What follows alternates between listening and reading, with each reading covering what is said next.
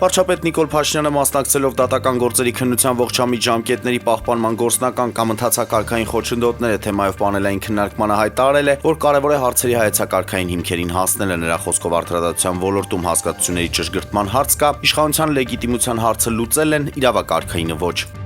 ԱՄՆ-ում Հայաստանի Հանրապետության դեսպանությունից հայտնում են, որ հունվարի 9-ին Վաշինգտոնի ազգային տաճարում ԱՄՆ-ում Հայաստանի Հանրապետության դեսպանության կողմից կազմակերպվել էր հանդիսավոր ընդունելություն Սուրբ Ծննդյան հրաշափարտոնի եւ ԱՄՆ 250-ամյակի առթիվ։ ԱՄՆ կանգնած է հայ ժողովրդի կողքին, այս մասին հայտարարել է Թրամփի հոգեվոր հովիվ Քրիս Հալվերսոնը դեսպանի հետ կազմակերպված միջոցառման ժամանակ։ Վերաքննիչ քրեական դատանը մերժել է Մայրաթորի դիվանապետ Արշակ արքեպիսկոպոս Խաչատրյանի կալանքի դեմ իմ բողոքը նրան թողնելով կալանքի տակ, այս մասին հայտնում է պաշտպան Արսեն Բաբայանը։ Նրա գնահատմամբ սա ամենևին անսպասելի չէր։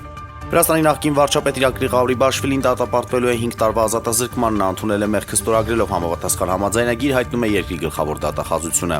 Իրանի արտաքին գործերի նախարարություն են կանչվել Միացյալ Թագավորության, Գերմանիայի, Իտալիայի եւ Ֆրանսիայի դեսպանները, նրանց ներկայացվել է ցույցերի ընթացքում իրականացված բռնությունների տեսանյութեր եւ պահանջվել է հետ վերցնել բողոքի ցույցերին աջակցող հայտարարությունները։ UFC-ի թեթև քաշային կարգի ամերիկացի մարտիկ Մայքլ Չենդլերն արձագանքել է նույն քաշային կարգի դասակարգման առաջատար Արման Ծառուկյանի նետած մարտահրավերին։ Ես հարգում եմ Արմանին, քանի որ նա ակտիվ է մնում նույնիսկ այն ժամանակ, երբ UFC-ում մենամարտեր չի անցկացնում, նա մասնակցում է ըմբշամարտի եւ գրեպլինգի մրցաշարերի։ Մյուս կողմից ես պատրաստ եմ ըմբշամարտում ոչնչացնել Ծառուկյանին։ Արման քեզ կանդրադառնամ ավելի ուշ, այժմ ամռան հետ կապված որոշակի պլաններ ունեմ, նշել է Չենդլերը։